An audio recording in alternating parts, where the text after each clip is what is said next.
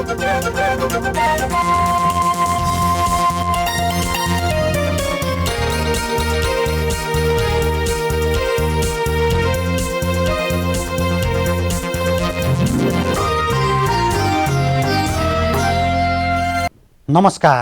Nepal television हेरेर बसिरहनुभएका सम्पूर्ण आदरणीय दर्शक महानुभावहरूमा काठमाडौँ महानगरपालिकाको दैनिक टेलिभिजन कार्यक्रम हाम्रो काठमाडौँको आजको अङ्कमा यहाँहरूलाई स्वागत छ। दर्शकबिन, कार्यक्रममा हामी काठमाडौँ महानगरपालिकाले महानगर क्षेत्रभित्र गरेका विभिन्न गतिविधिहरू, विकास निर्माणका कामहरू यहाँहरूसामु प्रस्तुत गर्दै आइरहेका छौँ। आजको कार्यक्रममा भने 2072 सालमा गएको विनाशकारी भूकम्पले क्षतिग्रस्त बनाएको काठमाडौँको महत्त्वपूर्ण मन्दिरका रूपमा पनि चिनिने गर्दछ काष्ठमण्डप पुनर्निर्माण अहिले निरन्तर जारी भइरहेको छ। काष्ठमण्डप निर्माण कहाँ पुग्यो, कसरी भइरहेको छ र कहिले सम्पन्न हुँदैछ, यो विषयमा तयार पारेको रिपोर्ट आजको कार्यक्रममा हामी प्रस्तुत गर्नेछौँ। परापूर्व कालदेखि मठ, मन्दिर, पाटी, पौवा अनि प्रकृति एवं सम्पदाको सहरका रूपमा विश्वभरि चिनिएको छ काठमाडौँ उपत्यका। तात्कालीन समयमा निर्माण गरिएका ती सम्पदाहरूले नै अहिले पनि विश्व सामु काठमाडौँको बेग्लै पहिचान गराइरहेका छन्। सांस्कृतिक सहर काठमाडौँ महानगरको मान्यता स्वरूप अगाडि बढिरहेको काठमाडौँ सहरको इतिहासको परिचय कुनै शब्द वा लेखाइले होइन, महानगर क्षेत्रभित्र रहेका ऐतिहासिक सम्पदाले मौन रूपले वर्षौंदेखि दिइरहेका छन्। धार्मिक सहिष्णुता र उच्च सामाजिक मानव सम्बन्ध रहेको यस सहरको इतिहास लगभग 2000 वर्ष पुरानो रहेको मानिन्छ। बौद्ध र हिन्दू धर्मावलम्बीहरूको आस्थाको केन्द्रको रूपमा रहेको काठमाडौँ महानगरपालिका चाडपर्व, जात जाति, रीतिरिवाज र चालचलनको विविधताभित्र एकताको नमुनाको रूपमा रहेको छ।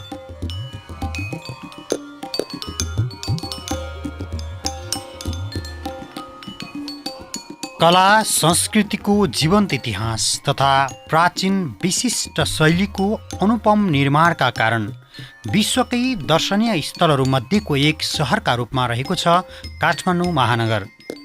संयुक्त राष्ट्र सङ्घीय शैक्षिक, वैज्ञानिक तथा सांस्कृतिक सङ्गठन युनेस्को विश्व सम्पदा सूचीमा काठमाडौँ महानगर क्षेत्रभित्रको स्वयम्भू, बौद्ध, पशुपतिनाथ र हनुमानढोका क्षेत्र लगायतका सम्पदाहरू सूचीकृत भएका छन्।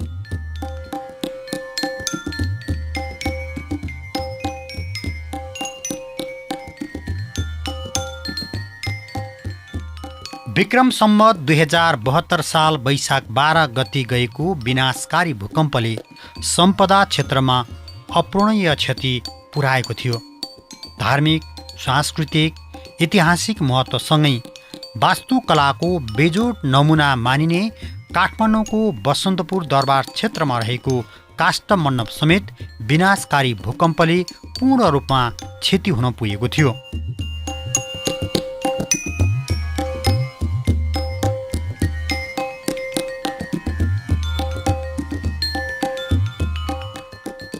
भूकम्पले क्षतिग्रस्त हुन पुगेको काष्ठमण्डपको पुनर्निर्माणको काम पछिल्लो समय तीव्र गतिका साथ भइरहेको छ।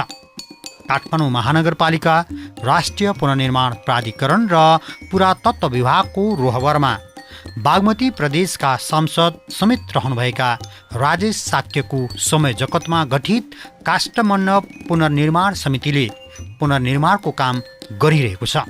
जनप्रतिनिधिहरूका साथै नागरिकको प्रत्यक्ष सहभागितामा काष्ठमण्डप पुनर्निर्माण भइरहेको छ।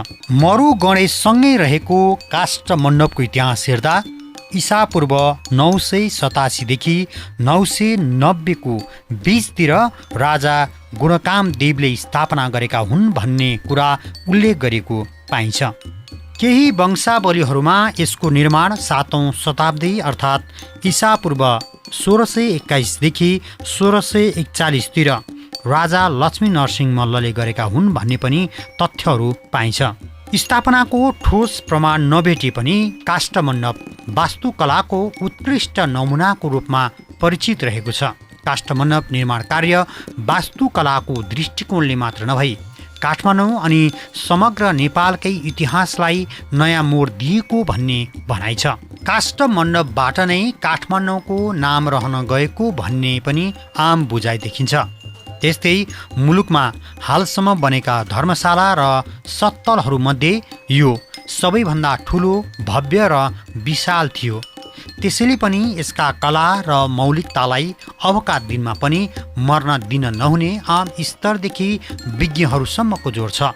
सोही अनुरूप काष्ठमण्डपको मौलिक पहिचान नमेटियोस् भन्ने उद्देश्यले जीवावशेषका रूपमा रहेका वस्तुहरूका आधारमा निर्माणको काम भइरहेको छ।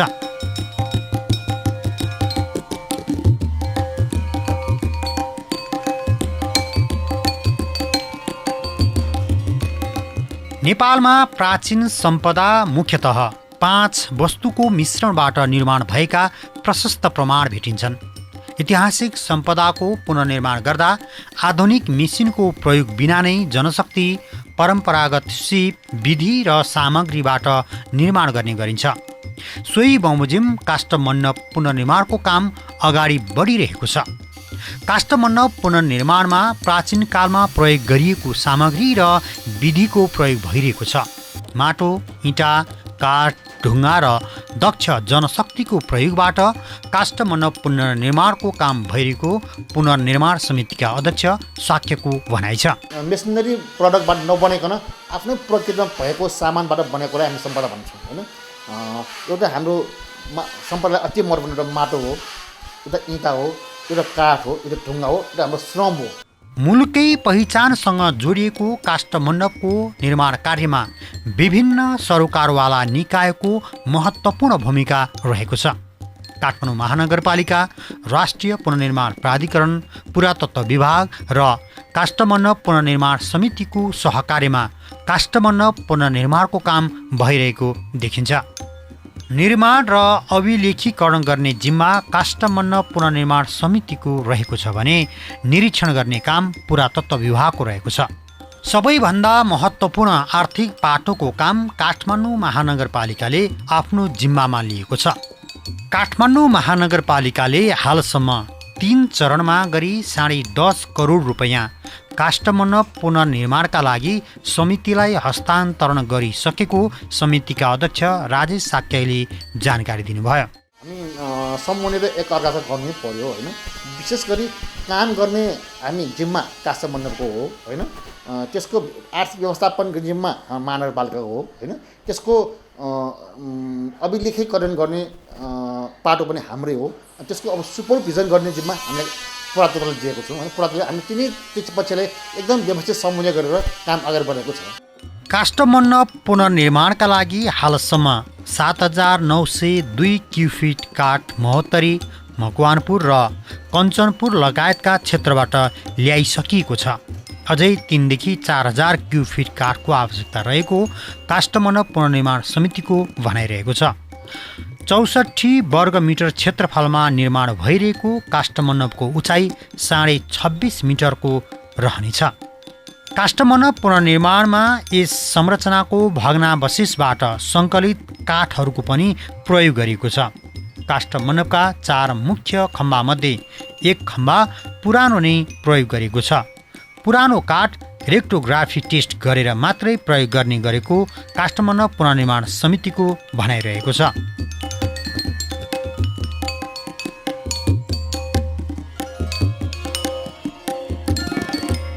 भग्नावशेषबाट सङ्कलन गरिएका र अन्य काठहरू तात्कालीन अवस्थामा महानगरीय प्रहरी परिसर रहेको पुरानो भवन क्षेत्र हनुमान ढोकामा छन्, जहाँ अहिले पुनर्निर्माणमा आवश्यक काठहरूमा बुट्टा कुद्नेदेखि अन्य व्यवस्थापकीय काम भइरहेका छन्। काष्ठमण्डप पुनर्निर्माणका लागि 3 वर्षको समय सीमा तोकिएको छ। निर्धारित समयभित्र पुनर्निर्माणको काम सम्पन्न गर्न समिति तीव्र गतिका साथ काम गरिरहेको छ। कोभिड-19 को सङ्क्रमण नियन्त्रणका लागि सरकारले जारी गरेको लकडाउनका समयमा समेत आवश्यक स्वास्थ्य सावधानी अपनाएर पुनर्निर्माणको काम गरिएको थियो। पछिल्लो समय पनि कोभिड-19 को सङ्क्रमण कायमै रहेका कारण आवश्यक सावधानी अपनाएर पुनर्निर्माणको काम गरिरहेको काष्ठमण्डप पुनर्निर्माण समितिका अध्यक्ष राजेश साक्यको भनाइरहेको छ।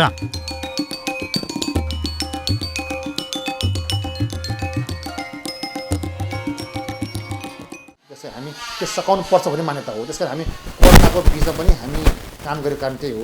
कुनै पनि हाम्रो यो जनमानसमा कुनै पनि समयमा काम नसक्ने भन्ने सन्देश दिएको अवस्थामा हामी त्यसो नहोस् र कुनै पनि काम सकोस् भनेर लाग्ने म पनि त्यही मानिरहेको मान्छे हो। मैले जति पनि काम गरेँ कुनै पनि काम समयभन्दा अगाडि सकाइरहेको छु। काष्ठमण्डप पनि सायद हामी समयभन्दा अगाडि सकाउने योजनाका साथ हामी लागिरहेका छौँ। विश्वास छ नेपाल सरकारले दिएको नीति तथा कार्यक्रम 3 वर्ष दिएकोमा हामी 3 वर्षभित्रै सकाउने हामी जमर्को गरिरहेका छौँ। 12-13 गते हामीले व्यवस्थित पनि काम सुरु गरेँ। कोरोना सम्बन्धी जति पनि व्यवस्थापन पर्ने जति पनि जोखिमलाई न्यूनीकरण गर्ने उपाय अपनाएर होइन हामी त्यो काम सुरु गरेँ। आजसम्म आउँदा पनि अझ कोरोना झन् जोखिम बढेको छ होइन। तैपनि हामी काष्ठमण्डपको कामलाई चाहिँ त्यो जोखिमलाई नै न्यूनीकरण कसरी गर्न सकिन्छ, जोखिमलाई कसरी हामी मिनिमाइज गर्न सकिन्छ भन्ने उपाय अँगाल्दै नै हामी अगाडि बढेको छौँ। काठमाडौँ महानगरपालिकाको वडा नम्बर 20 मा रहेको सिङ्गो नेपालको पहिचान र सम्पदा झल्काउने काष्ठमण्डप अन्य सम्पदाको तुलनामा उच्च मानिन्छ। काष्ठमण्डपसँगै अन्य सम्पदाको निर्माण, पुनर्निर्माण र संरक्षण गर्नु सरकार, सरोकारवाला निकाय र आम सर्वसाधारणको सामूहिक जिम्मेवारी हो।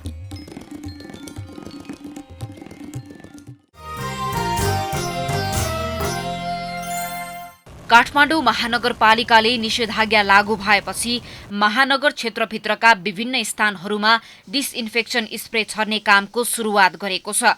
कोरोना संक्रमण नियन्त्रणका लागि सरकारले गत चैत 11 गतेदेखि जारी गरेको लकडाउनको समयमा पनि महानगरले डिसइन्फेक्सन स्प्रे छर्ने काम गरेको थियो भने हाल निषेधाज्ञा जारी भएपछि पनि महानगरको 32 वडाहरूमा डिसइन्फेक्सन स्प्रे छर्ने कामको सुरुवात गरिएको हो।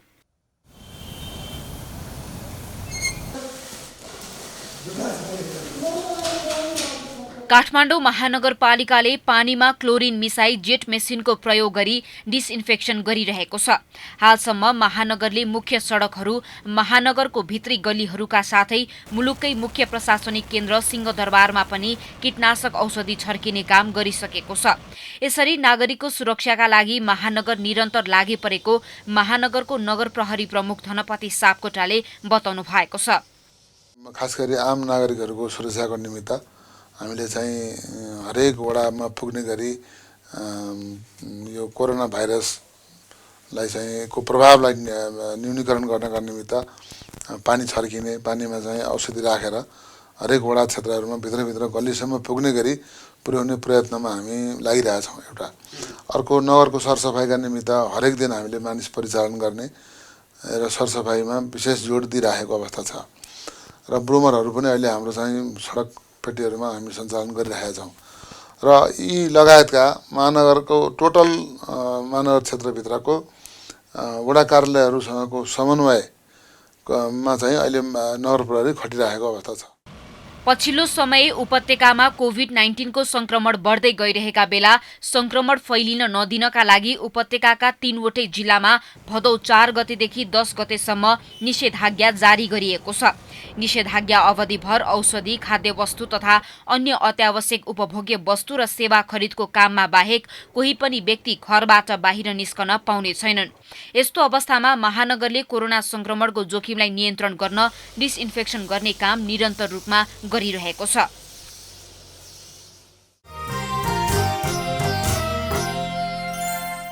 दर्शकबिन, सम्पदै सम्पदाको सहरका रूपमा चिनिएको काठमाडौँमा रहेका काष्ठमण्डप जस्तै धेरै सम्पदाहरू, मठ मन्दिरहरू संरक्षण गर्नु आवश्यक छ। आजको कार्यक्रमको निर्धारित समय सकिएको छ। भोलि पनि नयाँ विषय र प्रसङ्ग लिएर आउने नै छौँ। तबसम्मका लागि सम्पूर्ण टिमसहित म वैकुण्ठ भण्डारी बिदा चाहन्छु। नेपाल टेलिभिजन हेर्दै गर्नुहोला। नमस्कार।